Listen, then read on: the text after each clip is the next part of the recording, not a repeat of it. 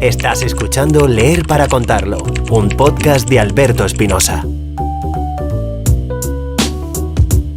Hola Laura, ¿qué tal? ¿Cómo estás? Hola Alberto, muy bien. ¿Y tú? Muy bien también. Bienvenida a Leer para contarlo. Muchas gracias por aceptar la invitación al podcast para hablar de libros y de lo que surja. Y bueno, lo único que hemos planificado es un libro que has elegido tú, que bueno, pues te has llevado permíteme que te lo diga, el episodio, uno de los episodios más importantes de lo que pueda ser este podcast, porque bueno, has elegido seguramente el clásico entre los clásicos, ya no solo de la literatura hispanoamericana o en castellano, sino literatura mundial, que es Cien años de soledad de Gabriel García Márquez. Así que, pues, Laura, dinos por qué has elegido este libro. Bueno, elegí puntualmente este libro también para que toquemos un poco el tema de la relectura. Cien años de soledad es un libro que yo me he leído 4 veces en toda mi vida. Es uno de mis libros favoritos, claramente. Pero con este libro especialmente, es el libro que más veces he leído, me he dado cuenta de esa teoría, de esa frase de Jorge Luis Borges, de que para leer de verdad a veces tenemos que tener una relectura. Cada vez que yo me he leído Cien años de soledad, ha sido en etapas diferentes de mi vida. Entonces, no sé si ha sido por eso o por la relectura, pero me ha dejado y me ha mostrado una visión del libro totalmente diferente las 4 veces y ha sido el mismo libro. Digamos que la primera vez que lo leí fue un poco, tenía 19 años, fue por cuestiones de estudio. En ese tiempo yo tenía como otro tipo de literatura en mi vida y yo decía, no, Cien años de soledad es muy largo. Y bueno, yo soy colombiana, entonces como que es ley de colombianos leerte Cien años de soledad. Entonces lo leí y a pesar de que me demoré mucho tiempo leyéndolo, porque en ese primer momento pues tenía que ir identificando los personajes, las personas que se lo han leído, tú que te lo has leído, sabes que literalmente toca hacer un Sí. árbol genealógico, entonces digamos que me demoré un poco más en toda esta cuestión y fue un poco más tedioso leerlo. Entonces la segunda vez que lo leí, lo disfruté muchísimo. La tercera vez que lo leí, sí lo leí puntualmente porque iba también a dar una charla sobre clásicos colombianos y sobre Cien años de soledad. Entonces fue algo un poco más como guiones, buscando los personajes, significados, todo el tema de la guerra civil en Colombia que lo aborda el libro desde la perspectiva de Gabo. Y la última vez que me lo leí fue hace muy poquito. Quería un poco retomar la lectura por todo el tema de que Netflix lanzó la serie de Gao. Entonces dije, bueno, que esta sea la excusa para volverme a leer Cien años de soledad, que me encanta. Y puntualmente esta última vez que me lo leí, me dejó una reflexión y como que analizaba un poco de por qué no lo había visto antes sobre cómo aborda Gabo el tema de la soledad, que es el título principal, pero digamos lo que te digo, como en las diferentes lecturas que había tenido, no había tenido esa percepción. Entendía un poco y él lo hace ver y lo recalca en muchos de los personajes, pero en esta última parte fue como todo ese conglomerado y de cómo el último Aureliano termina recogiendo toda la soledad de su familia y también de cómo se ve esto reflejado en Macondo. Entonces, digamos que por eso escogí el libro, porque pienso que es un libro que merece la pena releerse las veces que sea necesario y las personas que lo hacen por primera vez descubrir el mundo del realismo mágico y descubrir de alguna manera cómo se van organizando estos personajes. Entonces, por eso principalmente lo escogí. ¿Y cuál crees que ha sido la vez más, bueno, que más te ha servido a ti como lectora? No sé si fue la primera o la última o alguna de las de en medio. Yo creo que la segunda vez y la última vez. Y estoy segura que me lo va a decir, no sé, más adelante. Pero lo que te digo, o sea, como que la primera vez lo hice y lo reconozco un poco obligada, Mm. por decirlo así. O sea, un poco como, bueno. soy colombiana, me voy a leer a Gabo, el Nobel, bueno. Pero la segunda vez, como ya tenía mi percepción, ya sabía cuáles eran los personajes, ya sabía un poco de qué iba la historia, lo disfruté muchísimo, empecé a tener esos personajes favoritos, empecé a identificar cómo Gabriel García Márquez logra hacer la construcción del realismo mágico y apropiar un poco de por qué él es uno de los referentes y el pionero en este género y también relacionarlo mucho con la realidad de mi país. Entonces, en ese momento, justo en ese momento también estaba yo avanzando en mi grado de periodista, entonces fue como relacionar eso porque Gabriel García Márquez, pues la mayor parte de su vida fue periodista y las crónicas que él hacía y las historias que él empezó a hacer, pues obviamente fueron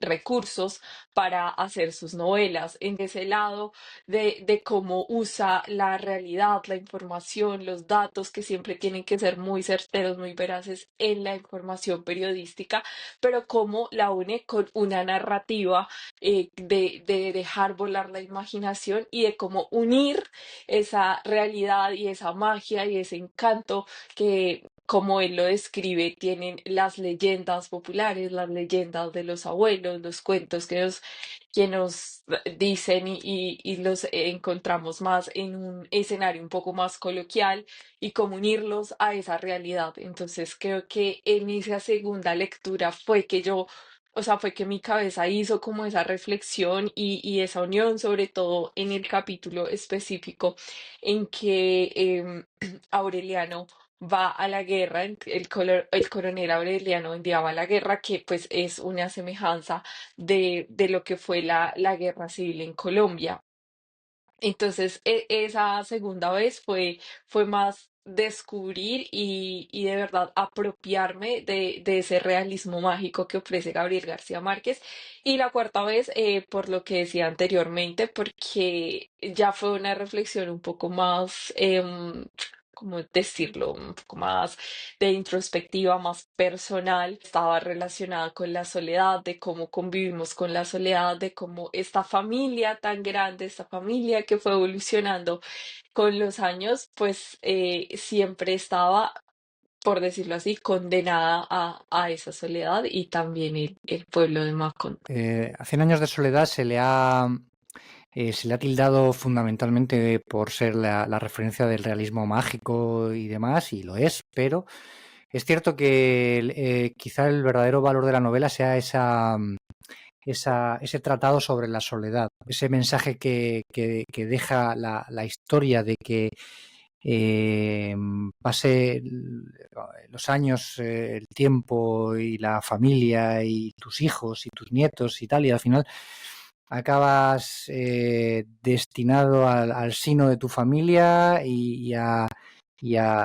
bueno, ya acabas naciendo solo, muriendo solo y es tu destino fatal, ¿no? Ahí se mezclan muchos temas, bueno, pues poco el fatalismo, soledad, el paso del tiempo, la familia, cómo nacemos con un sello ya marcado de familia y eso nos afecta en todo, ya no solo en lo personal y en la sangre, ¿no? Sino también en el propio estatus, ¿no? Dentro de la sociedad, dentro de lo que somos, a nivel de, pues, económico, social y demás. Y bueno, en ese sentido, la verdad que estoy bastante de acuerdo contigo. Creo que es una novela fundamental por lo que cuenta más allá de la historia de los Buendía, más allá de Macondo, más allá del realismo mágico de Melquíades, de la magia y todo aquello. Es, eh, es una reflexión muy profunda sobre lo que somos. No sé si tienes la misma impresión. Eh, Sí, sí, hay diferentes personajes de la novela que dan cuenta de esa soledad y de cómo se convive con ese paso del tiempo. Uno de ellos es Pilar Ternera, que es esta mujer que siempre, que desde un comienzo, desde la fundación de Macondo, ella viaja con los Buendía y está desde ese primer momento y vemos como en la descripción que va haciendo Gabriel García Márquez desde las primeras veces que aparece Pilar Ternera hasta ya, hasta la última vez que la vemos como, como la celadora pues, de ese lugar y cómo va conviviendo con los diferentes aurelianos, es la que le quita la virginidad a uno de ellos.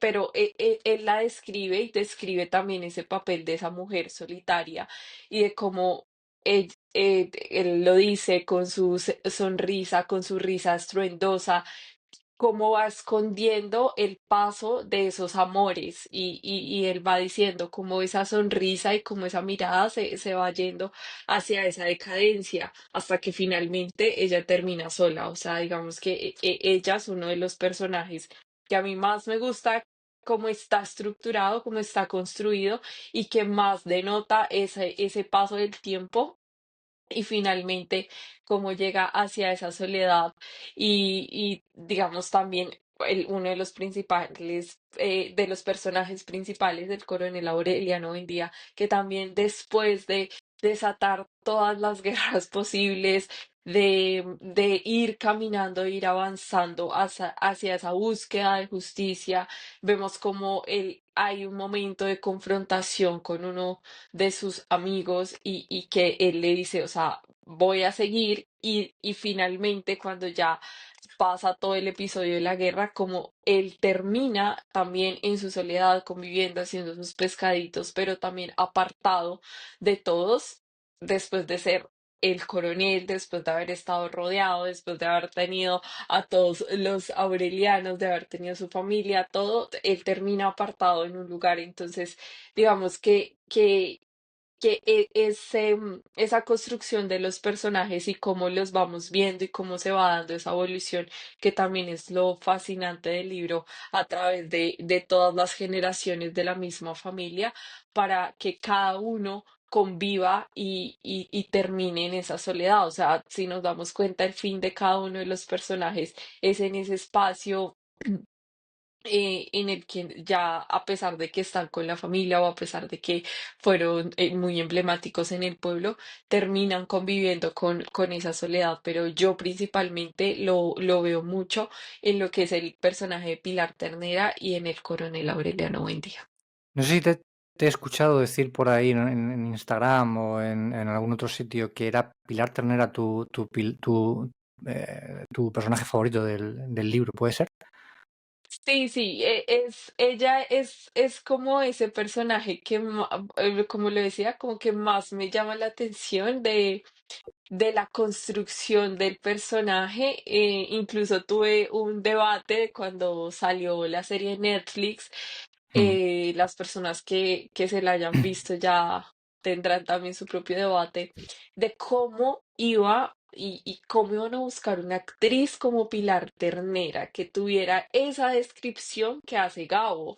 Lo que les digo, o sea, cuando él dice tenía una risa estruendosa que se escuchaba.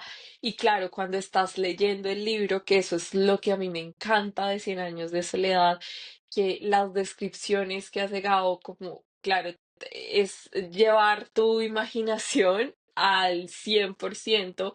Entonces, esa Pilar que yo tenía en la cabeza no la logro ver en la serie, y la defiendo muchísimo por eso, por la descripción que se acabó de la risa, de cuando ella ya va envejeciendo, de cómo se le va apagando la mirada, de cómo le van cambiando los gestos, pero que sigue manteniendo algunas características de su vivacidad y de la capacidad que tiene, digamos, para atraer a los hombres de la familia Buen Día. Entonces sí, sí que es uno de mis personajes favoritos del libro. Pero no te veo muy fan de la serie, ¿no? ¿O sí? Es, es difícil, digamos que en términos generales creo que hicieron un buen trabajo porque rescataron muchas partes del libro que son como vitales y muy importantes, pero creo que no hay serie, no, o sea, es imposible recrear el realismo mágico. O sea, muchas de las personas es como acabar Ya. con esa fascinación. Creo que la conversación de alguna manera que genera Gao con su libro es esa, de la que el lector pueda tener esa percepción, pueda crear esos personajes. Entonces, cuando ya te los muestra, como que pierde ese enigma y esa era como mi debate, porque tenía mucho miedo de verla, yo sabía y decía, o sea, ¿cómo van a ser tal personaje? ¿Cómo van a ser las mariposas amarillas? ¿Cómo van a recrear Macondo? ¿Cómo van a desarrollar el tema de la guerra? Porque digamos que el tema de la guerra en el libro ocupa muchísimas páginas del libro, que sabíamos que por los tiempos, por la dinámica, por el formato, pues lo iban a reducir y así fue a unos cuantos capítulos. Entonces, en la parte de la guerra, por ejemplo, tú como lector cuando lo estás leyendo, sientes ese cansancio que llega a sentir el coronel, que llegan a sentir quienes apoyan al coronel Laurelano hoy en día, quienes, los habitantes de Macondo, la misma Úrsula, ese cansancio que genera la guerra y que lo podemos ver también, pues estamos en un mundo que ha desarrollado guerras de años, años y años, y de cómo hay un punto en que ambos bandos, en que ya no da más, y siento que eso se logra ver mucho en el libro porque son capítulos desde diferentes perspectivas, desde que la comienza, desde que es derrotado, cuando triunfa, vuelve a ser derrotado, cuando busca la revancha. Entonces, esto hasta que uno como lector dice, ya no más. Y en ese punto que dices, ya no más, el mismo coronel dice, ya no más. Entonces, en ese tipo de cosas, claramente la serie no va a durar en el capítulo de la guerra 4 o 5 capítulos, porque no se puede, porque recogerán algo muchísimo más importante. Entonces, en esos detalles, siento que nunca va a poder ser tan bueno como el libro, pero digamos, como no tenía tantas expectativas, digamos que siento que no fue tan malo, no estuvo tan mal la serie, pero sí, claro, no me gusta en un 100%. Hay historias que no deben de salir de los libros nunca. Yo creo que Cien años de soledad es una de ellas, porque, bueno, lo estabas explicando, ¿no? Pero hay ciertas maneras de narrar, ciertos elementos narrativos que tiene la literatura que es imposible de trasladar a otro sitio, porque están aquí en la imaginación. Cuando vas a Macondo, a este tipo de literatura menos, digamos, menos contemporánea o menos trasladable a la realidad, ¿no? Que más necesita de la imaginación para funcionar, es verdaderamente difícil hacer algo bueno. Y en ese sentido es verdad que, bueno, tiene mérito, ¿no? Como tú dices. Tiene mérito ser valiente y arrancarte a hacer algo así, pero, pero es complicado. La esencia no aparece. No se logra eso, o sea, digamos que no se pueden separar las dos cosas Sí, porque depende la una de la otra, pero digamos que la serie, en este caso, yo intenté como si separarla, tomar los puntos positivos de los paisajes, de cómo se hizo la recreación de muchas cosas, ya más a nivel cine, más a nivel televisión.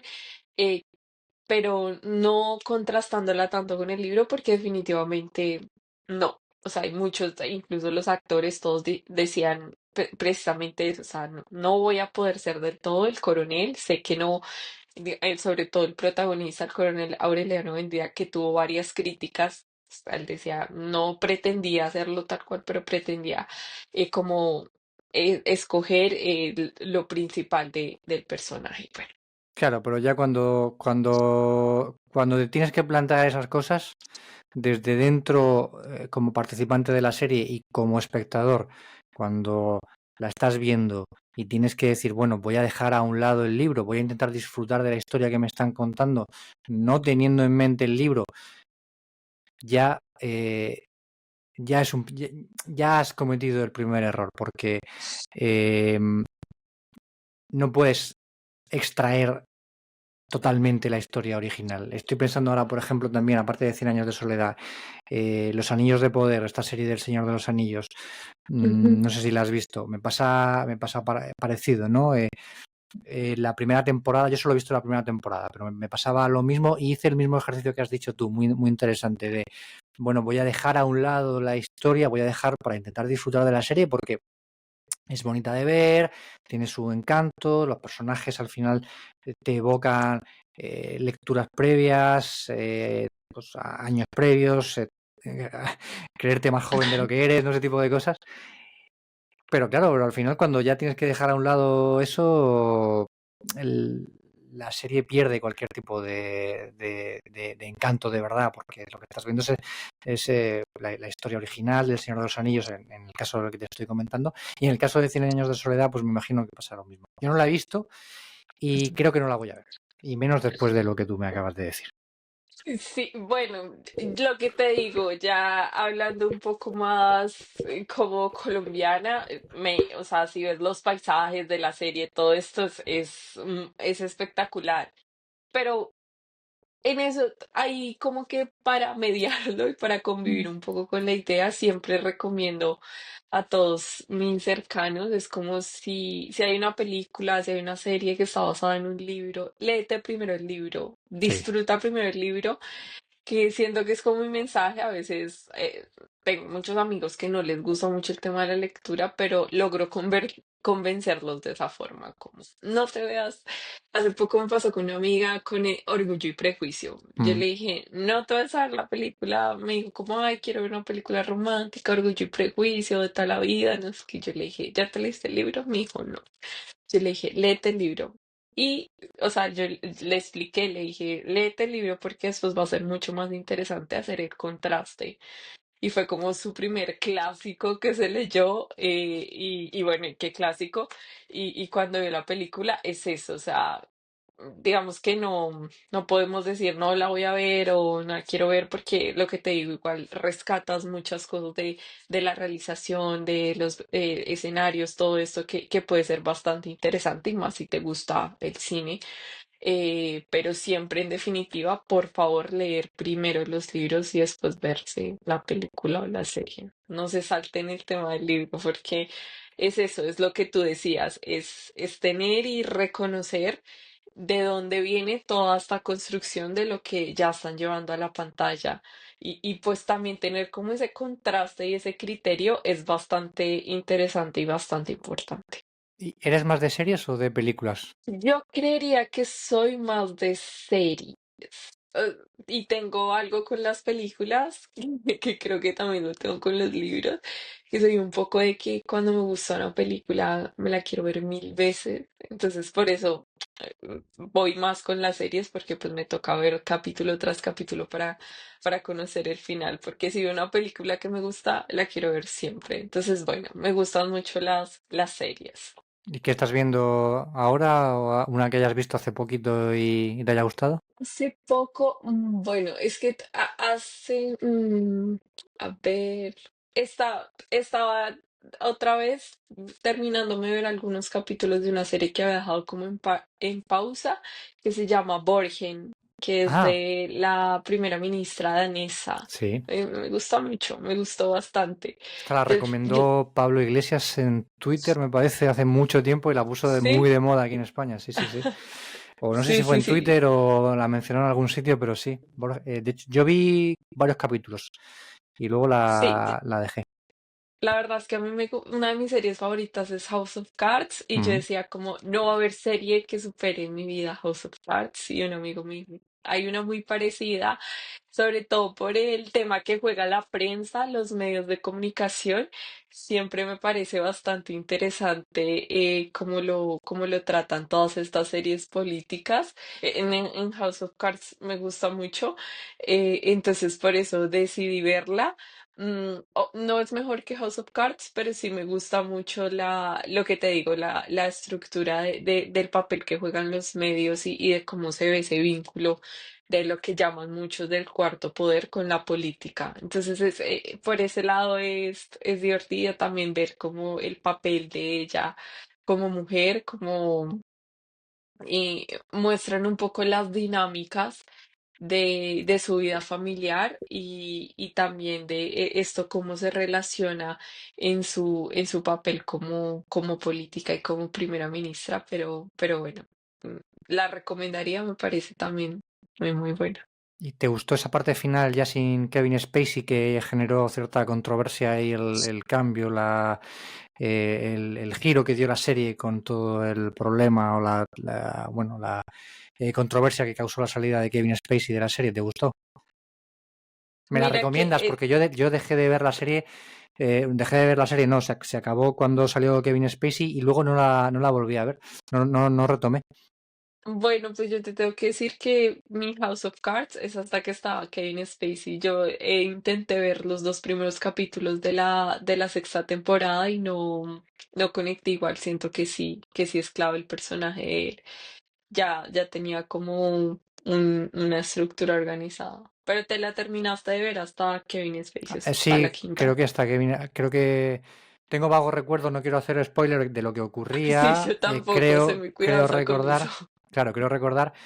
Y creo que vi hasta ahí. Y luego intenté ver, no por nada, la verdad es que pues no me he puesto a verla. Creo que la estaba viendo yo solo y no sé si en casa la estábamos viendo juntos, entonces pues no ha surgido. Pero es una serie que a Ya, mí me gustó mucho. Y del orden de House of Cards, ¿has visto el ala oeste de la Casa Blanca? Que es no, parecida. Pues esta es un poquito más antigua, pero es el apunto. muy parecida. Y también te quería recomendar, ahora que hablabas del poder de la prensa y tal, The Newsroom es una serie que también seguro que te va a gustar. ¿En Netflix? Pues Oh, ahora no sé dónde está, la verdad. mm, Que estuvo en Netflix en su momento o en HBO, pero no recuerdo ahora dónde está. Échale ya, un vistazo. Se llama The Newsroom, es de Sorkin, si no me equivoco, el apunto. y está muy bien, está muy bien. ¿Y alguna película que hayas visto mil veces? ¿O cuál es la Bueno, película que has visto más veces? hay una que me gusta mucho que se llama La vida es bella, que es Vale. de la Segunda Guerra Mundial. Esa Va es de como clásicos hoy el podcast, ¿eh? sí, yo soy un poco así, no, y lo que te digo, o sea, las películas intento vérmelas siempre como que tiene que ser en cine, porque soy malísima para ver cosas nuevas digamos, en casa. Yo digo como no, y termino viendo una película que ya me haya visto. Hay una muy buena que la recomiendo, también a mí me gusta, o películas como que tengo que ver eso con temas de Segunda Guerra Mundial, que tenga, que diga basada en hechos reales. Yo ahí estoy de primeras, porque me gusta como conocer la historia.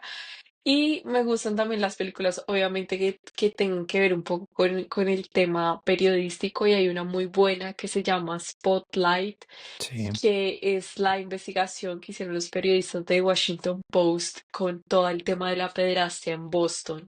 Es una película muy buena, está muy bien estructurada y bueno, la crítica a la iglesia también llama muchísimo la atención y es bastante como devela muchísimos eh, capítulos como oscuros de la iglesia que en ese momento no se habían tocado. En ese tiempo, hasta ahora, estaban como empezando a explotar todos estos escándalos y digamos que ellos puntualmente hacen muy bien esa cronología de los sacerdotes y que el mismo Vaticano enviaba a diferentes iglesias cuando tenían este tipo de denuncias. Entonces, para esconderlo.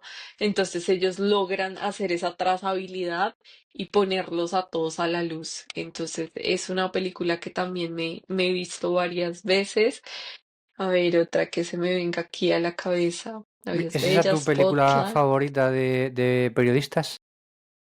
Porque es un género en sí Sí, mismo, ¿eh? Las películas de periodistas. sí, sí, Sí, sí, podríamos. Hay esa y Los hombres del presidente, que también es un clásico sí. que tiene que ver con todo el tema del Watergate. Entonces, sí, sí, o sea, me gustan así. Además que o sea, aprendes muchísimo y para los que no son periodistas también son películas muy buenas. Incluso yo las he Sí. visto con gente que no es periodista y gustan mucho por eso, pues porque retoman esa investigación un poco más de datos, de información más realista que siempre tienen las investigaciones periodísticas.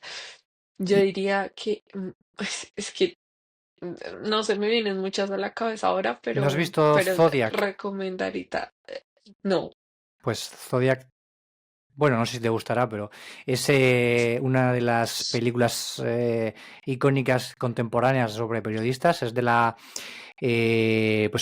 investigación del asesinato, de los asesinatos del asesino del Zodiaco, ahí en Estados Unidos. Mm, Creía Y que la es escuchaba. relativamente contemporánea. Yo creo que tiene a lo mejor 10, 12, 15 años la película. Está muy bien, esa Me la está muy bien. apunto. Está muy chula. Sí, sí, sí, sí. Me Zodiac, apunto la serie y las películas. eso Está está muy muy bien. bien. Entonces dices que La vida es bella, la has visto miles de veces. Pues yo Sí, creo que no sí, la he es una. visto, no la he visto más que una vez, creo. Ay, no. Yo creo, es que es una película que yo me vi estando muy pequeña y me impactó muchísimo.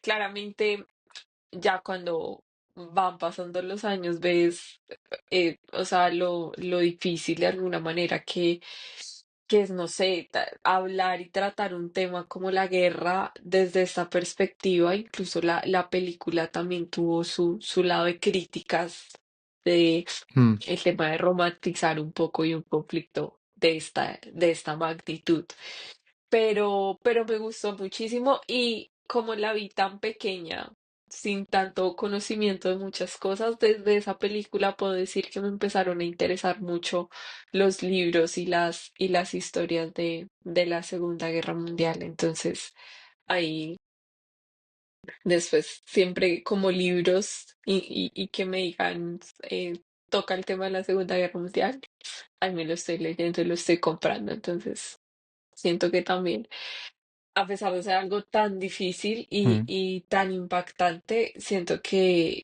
es lo típico. O sea, hay que conocer un poco de historia y hay que conocer un poco de cómo se fue gestando todo esto para prevenir que no vuelva a suceder o por lo menos intentar analizar también lo que está pasando en la actualidad y que se relaciona mucho con estos eventos. Por muchos libros que se escriban de la Segunda Guerra Mundial, parece que no hay manera de hacer que no vuelva a suceder, ¿verdad? Sí, sí, o sea, y lo estamos viendo ahora con todo este boom de nuevo de los nacionalismos y estos sentimientos un poco más guiados hacia esto, hacia reconocer y recoger estas ideas de mirar un poco más hacia lo local, lo Hmm. central y tener un poco de miedo hacia lo que viene afuera, la migración y todo este punto. Pero bueno, yo creo que desde que hayan libros, desde que haya historia, se puede rescatar. Cuando se empieza a censurar y esto ya sí nos ponemos un poco más nerviosos, pero bueno, lo importante es siempre hablarlo y un poco leerlo y conocerlo. ¿Qué libro de la Segunda Guerra Mundial es tu favorito? ¿Nos puedes recomendar? Hay uno que a mí me impactó mucho, bueno, hay dos que me impactaron mucho. Uno se llama La guerra no tiene rostro de mujer, porque es un libro que habla sobre las militares rusas que estuvieron en el campo de batalla del ejército ruso en la Segunda Guerra Mundial y de cómo ninguna tuvo un reconocimiento. Siempre se relaciona mucho a las mujeres de la guerra, pues porque eran enfermeras o la que se enamora del militar, bueno, todos. Y en este libro es las mujeres, la escritora hace una recopilación, incluso varias entrevistas de mujeres que estuvieron en primera línea de batalla, como conductoras, como artilleras, bueno, o sea, no necesariamente eran enfermeras, sino que estaban en la primera línea de batalla, de cómo muchas fueron torturadas, tuvieron que, o sea, vivir y gracias a ellas, pues también el ejército ruso fue que liberó Auschwitz y hacen como toda esa recopilación, recogen muchísimos testimonios, pero digamos que una de las reflexiones principales y en varios apartados de la lectura decían eso, la falta de reconocimiento del papel de la mujer en la guerra y sobre todo pues por el lado de Rusia, porque pues desde ahí es que se cuenta.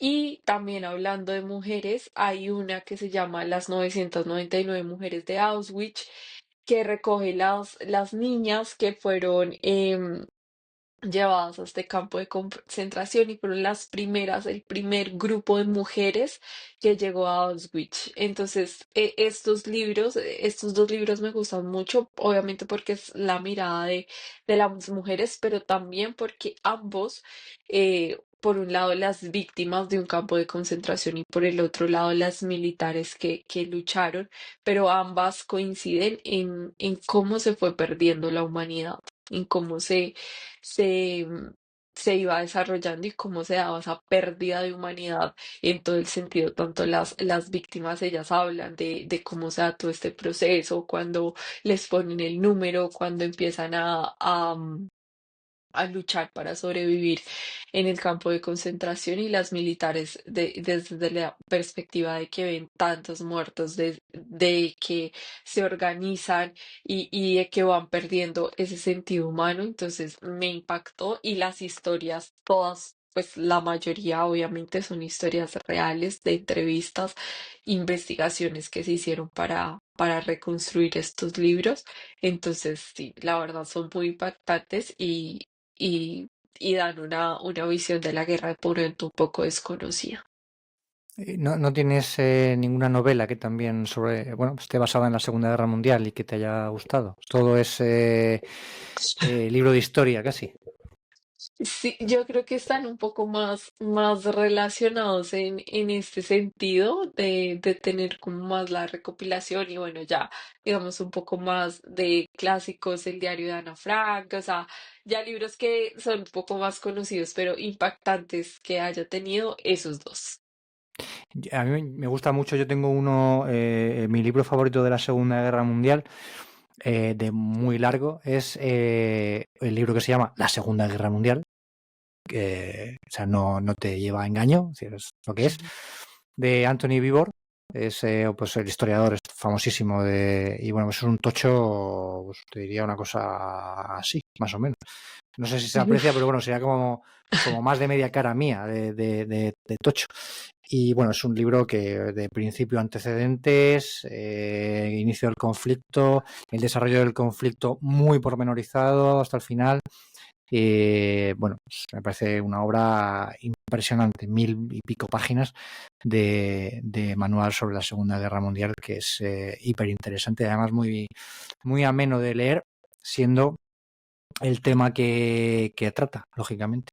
Y he leído por ahí, bueno, he leído, no, te he escuchado decir que eres una fiel defensora de los libros de autoayuda, ¿verdad? No. Bueno, ¿por qué los odias? Bue- Bueno, no los odio y aquí hago una aclaración súper importante porque siempre tengo ese debate.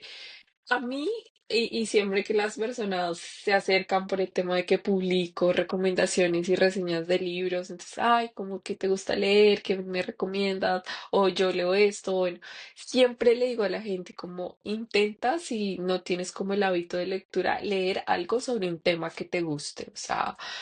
Yo no le voy a recomendar a alguien que va a leer por primera vez, no, a pesar de que me encanta Gabriel García Márquez, no le voy a recomendar ni Cena de Soledad, ni El amor en los tiempos del cólera, porque sé que son libros largos, que son libros un poco más complejos, entonces como que siempre les digo, como, ¿qué te gusta? O sea, ¿qué tema te gusta? ¿Qué tema te gustaría leer? Esto, lo otro. Entonces, a las personas que les gustan un poco los temas de crecimiento personal, de autoayuda, pues no los juzgo, pero sí siento que son unos libros que se alimentan muchísimo de las emociones y de una percepción de las emociones y capitalizan un poco la idea bueno, todo lo que abordan de quererse a ti mismo, de encontrar la persona vitamina, bueno, todo este tema que me parece fantástico, pero no, o sea, no generaliza, no es y digamos que mi conflicto personal básicamente es porque no me gusta mucho este tema de generalizar, de romantizar, de Sí, siéntete mercantilizar bien, de tú puedes el... ser Ya. millonario, Mm. conseguir todo lo que quieras, así no tengas oportunidades, o sea, es como banalizar un poco realidades y digamos que he visto como muchas personas terminan frustrándose muchísimo más de lo que estaban con el libro. Y una demostración de esas es que para comprarte un libro te tienes que comprar los 4 libros del autor, los 5, bueno, los que saque. Entonces me genera un poco de shock por eso, o sea, porque digo, lees un libro, una novela que no es de autoayuda, pero la reflexión, la vivencia, la narrativa, como te lo cuenta, Eso es te va mucho mayor, enseñando y sí. vas reflexionando muchísimo más a plantearte toda esa serie de tareas el año pasado me regalaron una amiga, ella como que no tenía muy bien la percepción de lo que a mí me gustaba leer, éramos como amigas recién conocidas, pero quiso regalarme un libro. Cuando me lo dio, yo fui como, lo va a leer porque es ella, porque me lo dio y porque, bueno, nunca me había leído un libro de estos Lo de voy a leer, crecimiento pero lo voy a personal. poner a caldo en Instagram, ¿no? Y no, y yo dije como, ¿qué es esto? O sea, ¿cómo así? ¿Qué es esto? Lo típico de levántate a las 5 de la mañana, de si te levantas a las 5 de la mañana, lees, haces ejercicios, Ya. nada, eres más exitoso. Y yo como, vale, está bien, pero es una persona que, no sé, que trabaje toda la noche, toda la jornada, cómo se hace su club de 5 de la mañana. Es como que siento que son unos libros que intentan ayudar, pero no sé, no he encontrado, y si hay alguien acá que me lo diga, la primera persona que, o sea, que le cambió la vida un libro de autoayuda y no tuvo que volver a leer un libro de autoayuda y toda su vida, o sea, no sé, y siento que se desperdicia un poco la literatura y el poder que tiene en las novelas de generar esa conversación, de generar esa reflexión, porque estos libros como que te ponen es una serie de tareas, de supuestos, de así se tiene que hacer, de así lo logré yo, que vaya, o sea, hablaba yo con una psicóloga sobre ese tema y ella misma me decía, o sea, hay que tener mucho cuidado porque que el libro lo escriba un psicólogo no quiere decir que tú te ahorres la terapia, que tú te ahorres un proceso personal que tienes.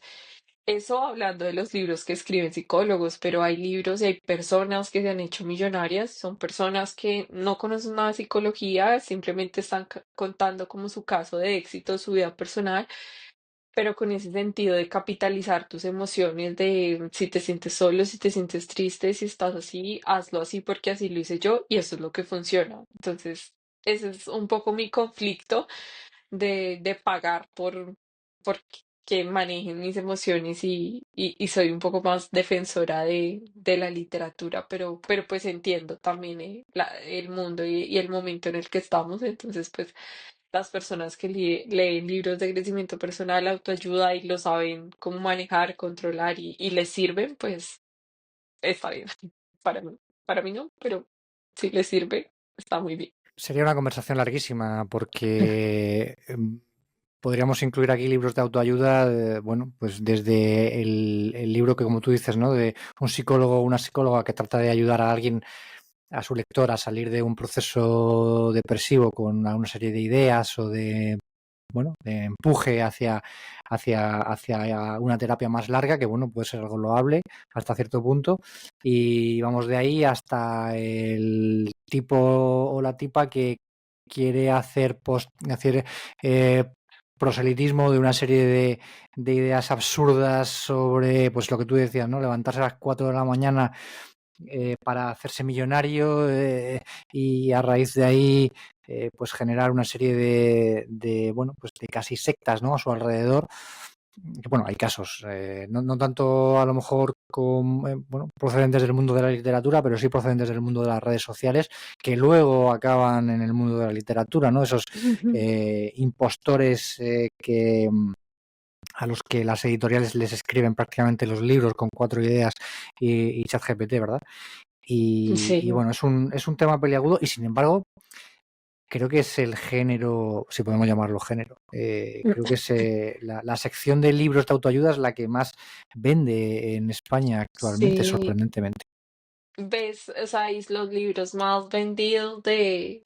Estuve leyendo la vez pasada, son todos estos libros de la persona vitamina, de cómo Sí, hacer que te pasen mejores cosas. Sí, lo que dices es muy cierto, o sea, es un debate amplísimo y a veces como que es mejor intentar invitar siempre y promocionar la lectura desde todo punto de vista. Justo hablando de ese tema, estoy terminando de leer la autobiografía de Albert Camus que se llama El primer hombre.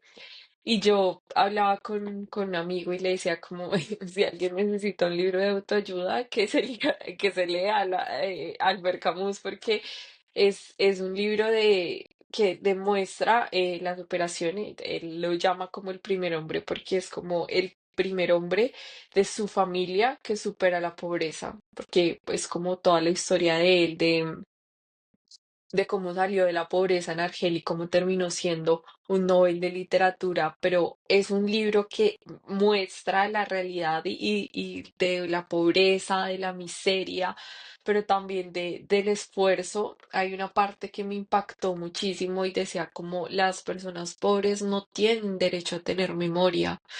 Y digamos que él se hace escritor en ese sentido, en recuperar y en intentar tener memoria, pero a lo largo del libro va teniendo ese debate bueno, acá estoy diciendo con muchos datos, muchas cosas del libro, pero de verdad es un libro que si alguien quiere tener una historia de superación, que se lo lea. Cuando leo yo este tipo de libros, es que digo, o sea, qué bueno es como tener ese tipo de conversación con el escritor, con el autor, y de que tú puedas tener ese tipo de reflexiones desde una historia real, desde algo que está construido basado en eso y no en la percepción que yo tengo sobre la pobreza y de que cualquiera puede salir de la pobreza. O sea, es de verdad que es ese debate fuerte. Entonces, bueno, es un poco intentar como mediarlo, pero lo que dices, o sea, pero siento que también es como la comida. O sea, vemos las hamburguesas, a todo el mundo le gusta, se venden en masa, es lo que la gente come, porque es lo más llamativo, lo más atractivo, lo que más se le hace publicidad, pero en realidad una hamburguesa te deshacía 2, 3 minutos. La verdadera y la comida que alimenta, pues es un poco, no es tan bonita, no es tan fácil de comer, no es tan, pero y es así un poco de los libros, o sea, siento que todo este boom de producir en masa, pues genera este tipo de cosas, las redes sociales, todo lo vemos, se mueve muchísimo y vende mucho más las emociones que un poco la reflexión y estar un poco más ligado a este tipo de cosas, pero creo que todas las novelas, todos los libros clásicos, no sé, hace tan bien poco leí Crimen y Castigo, que es un libro que jamás pensé que iba a poder leer, pero que si lo ves también te deja una reflexión profunda sobre el tema de la justicia, de si el fin justifica los medios. Entonces, cuando lo ves y aprendes a tener esa perspectiva de la literatura, te das cuenta que al final no necesitas de un libro de autoayuda ni de capitalizar de esa forma las emociones para de verdad generar una reflexión y que desde mi punto de vista es como el principal beneficio de los libros, de generarnos esa reflexión, esa perspectiva del mundo y tenerlo un poco más llevadero. he visto que hace poco has reseñado, bueno, has comentado en Instagram, en un mismo vídeo, Cien años de soledad y el primer hombre, ¿no? Es ahí en la casa del libro, ¿puede ser? ¿Estabas? Sí, sí, sí, es que intento Justo. un poco lo que te digo, estamos en este boom de las redes sociales, entonces como en este tema de enganchar, de un poco conectar, mi propósito nunca ha sido lo que te digo, yo leo esto y esto es lo bueno que tiene que leer la gente, no, siempre siendo de la literatura y así la conocí yo y así me gustaron los libros, fue por una invitación a leer, por ver el bien que hace la lectura en la vida de las personas. Entonces, este post que cuentas es precisamente eso, recalcando como los grandes clásicos de la literatura tuvieron un momento difícil para sus escritores y bueno, la historia de Gabo es como muy conocida de la crisis económica que él estaba viviendo cuando escribió Cien años de soledad. Él cuenta como en sus experiencias que para poder enviársela a la editorial desde México a Argentina, o sea, la primera mitad, la sacaron, o sea, era pues obviamente impreso y de acuerdo a lo que pesaba, les cobraban. Entonces se empeñaron, hicieron todo y solo pudieron enviar la mitad de Cien años de soledad. Lo llaman a él de la editorial y le dicen, no, envíe por favor la otra mitad y ellos, bueno, haciendo de todo. Ahí él recalca el papel de su esposa, de cómo en ese momento tan difícil no tenía que comer, cómo pagar el alquiler. Ella como que lo apuesta todo y le dice a él, ya espero que esa novela sea buena. Bueno, imagínate, el Tuvo clásico fe, de tuvo fe. clásicos. Tuvo fe, pero bueno, o sea, y en ese momento también ahí como que resalté el tema de Kafka y de cómo dijo, como, o sea, le dijo a su mejor amigo que quemara todos sus libros porque no valían la pena. Mm. Entonces, la reflexión era un poco eso, de cómo los grandes clásicos enfrentaron ese tipo de obstáculos y bueno, no sé qué hubiese sido si no los hubieran publicado. ¿Cuál es tu librería favorita de Madrid? Ay, no, a mí me gustan muchas. Bueno, hay una que me gusta mucho, que está un poco, me gusta como el concepto, todo, pero bueno, no es donde más compro libros, pero sí es donde voy a mi club de lectura, que se llama Tu Librería, que es una librería de libros de segunda mano. Esa me gusta bastante por el concepto, porque ahí está mi club de lectura, también me gusta mucho. Hay una que también se llama Desnivel, que me encanta también el concepto porque es como unir viajes y libros. Entonces, como que mis grandes pasiones, viajar y leer.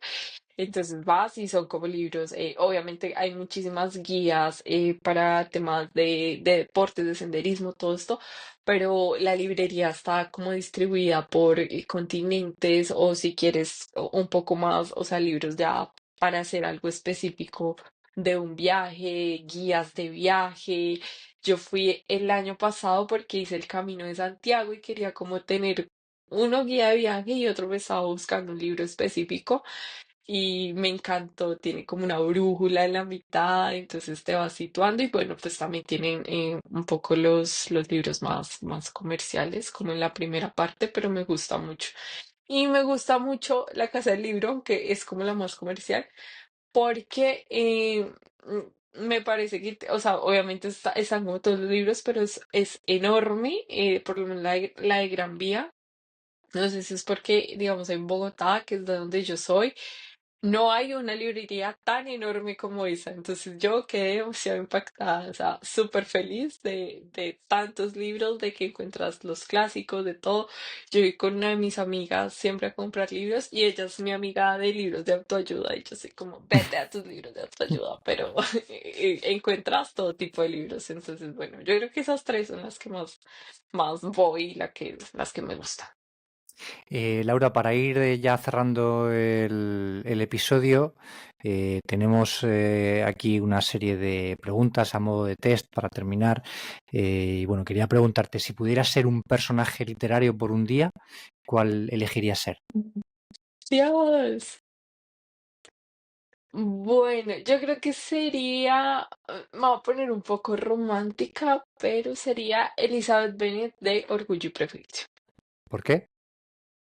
Me gusta de ella que es como lo diferente en la historia. Me gusta como que es como el contraste con su hermana de este amor romántico, un poco más enamoradizo, y ella un poco más cuestionándolo todo, entonces, y cuestionando incluso su propia familia y de cómo la trataba su madre, entonces me gusta mucho cuestionar, entonces me gusta que ella lo cuestiona todo. Tú que eres periodista, si pudieras hacerle una sola entrevista a un personaje literario de ficción, ¿a cuál elegirías? Y mira que tan impactada que lo haría con Raskolnikov de Crimen y Castigo, porque nunca lo logré entender.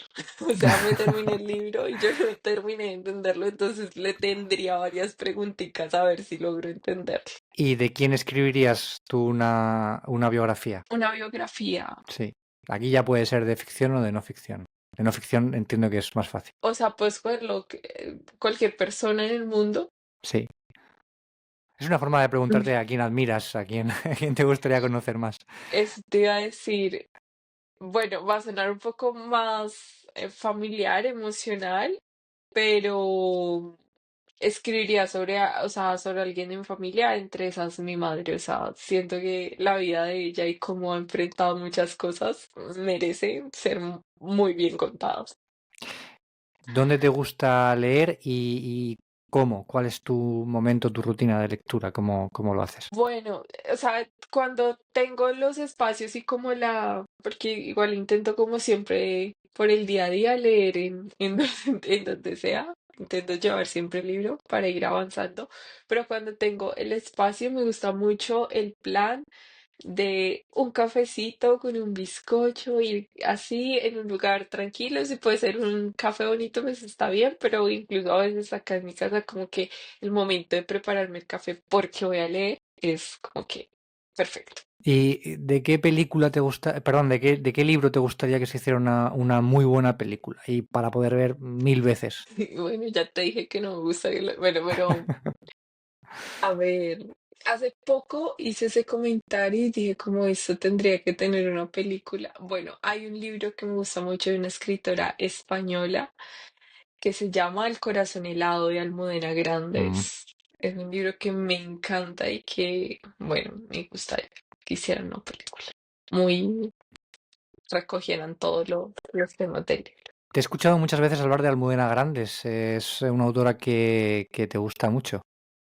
Sí, y es una autora que descubrí viviendo acá en España. Desafortunadamente no la conocía de antes y la descubrí aquí en España por recomendaciones y una vez vi un libro de ella. El que más me gusta es el del corazón helado, pero mm, eh, por lo que he escuchado, por lo que he ido leyendo y de su carrera también como columnista en el país y todo, siento que es una mujer que logra tener una percepción y una realidad de lo que es la historia y la parte de la historia de la dictadura de España muy, muy importante y lo que hablábamos unos minutos atrás de tener viva la historia y esos acontecimientos y siento que escribiendo y en sus novelas me encanta, además que me encanta cuando los escritores manejan la estructura que ella maneja, que es como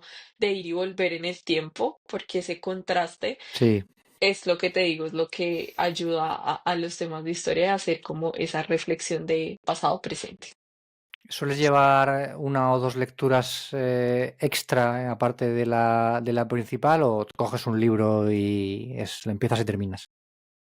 No, sí, soy como que muy cuadriculada con eso o sea, lo empiezo, lo termino y me pongo a veces incluso como tiempos de lectura cuando son libros cortos, digo, bueno, este libro lo puedo leer este fin de semana o Ah, así, que te no, pones retos he incluso. intentado a veces como, ahorita que estoy con tema, estoy como en dos clubs de lectura, entonces como que a veces pero no, mi cabeza no me da, o sea, intenté hace algún tiempo como leer como ensayo por la mañana una novela y yo no, o sea, necesito concentrarme en algo, entonces no, definitivamente empiezo, termino, sigo con el siguiente.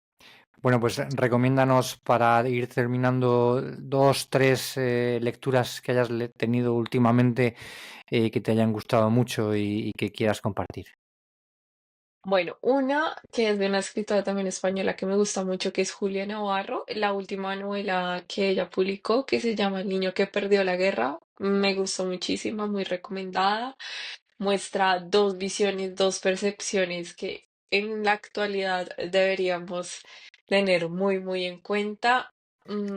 Ahorita me estoy leyendo una y es de uno de mis otro escritor colombiano que me gusta muchísimo, que se llama Los nombres de Felisa, de Juan Gabriel Vázquez, y voy a aprovechar y voy a recomendar otra que, bueno, es un libro quizás muy conocido, pero que siempre intento para las personas que no lo han leído, que es El olvido que seremos de Héctor Abad Paciolo. Ese lo tengo apuntado para leer. Es, Es muy bueno. sí, merece la pena. Merece mucho la pena porque yo creo que es la percepción y rompe un poco con todo el tema de la visión que se tiene de Colombia. Y es una historia preciosa, pero al mismo tiempo muy cruda de los efectos y las consecuencias de la violencia que se vive en mi país.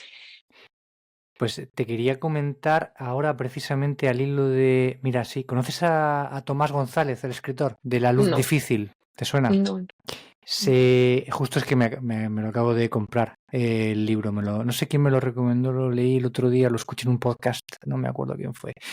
Eh, lo escuché recomendado por enésima vez y lo voy a confesar que ojalá alguien viniera a mi casa y me desinstalara la aplicación de Wallapop del móvil, porque lo que hago es comprar mucho libro de segunda mano. Y creo que he comprado 4 en los últimos días y tengo que bajar ahora a recoger 2, de hecho, si me da tiempo.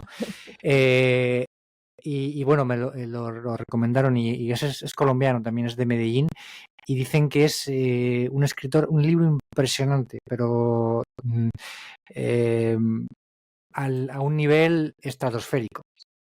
Se llama La Bueno, luz difícil el libro y el autor es Tomás González. Voy a me lo leerlo y apunto te mandaré un también, mensaje y te diré, por favor. léelo o pasa de mí otra vez, porque este es interesante. Y ya por último, Laura, la última pregunta ya para cerrar el podcast. ¿Qué es lo más absurdo en lo que crees? Más absurdo en lo que creo. No la entiendo muy bien, como de Lo más, manías que tenga sí, o... o algo que para ti sea importante y que en el fondo creas que es una especie de placer culpable o una especie de algo que, bueno, pues que casi que te da un poquito de vergüenza de reconocer. Bueno, El vamos a otro día ver. nos contaban del horóscopo, por ejemplo. Creían en el horóscopo. Ah, ok, ok. No, no, no, yo no, no, en el horóscopo no, no creo mucho, pero bueno, tengo como mi forma del tiempo, o sea, relaciono los estados de ánimo con el tiempo y Ujú. es todo, o sea, digamos, cuando yo vengo de una ciudad en Bogotá, no hay estaciones, pero es una ciudad fría, entonces siendo que todo en su alrededor y su ambiente debe ser frío, entonces como que cuando yo estaba en Bogotá era una forma de ser un poco más centrada, pero iba a otra ciudad de Colombia que era un poco más animada y así mismo soy entonces ahora acá con las estaciones. Cuando es invierno hago todos mis planes que sean un poco más fríos, centrados, cerrados y va cambiando la percepción, no sé. No sé si es absurdo o si tenga sentido. Bueno, cada uno cree en algo, en lo que cree. Laura, un placer haberte conocido. Gracias por haber compartido este rato conmigo aquí en el podcast, por habernos recomendado un montón de libros, una película en este caso, un par de películas y alguna serie, y haber charlado de 100 años de soledad. Gracias por haber venido, ¿vale? No, muchísimas gracias a ti por la invitación y también las recomendaciones que me las apunté mentalmente. Tengo buena memoria.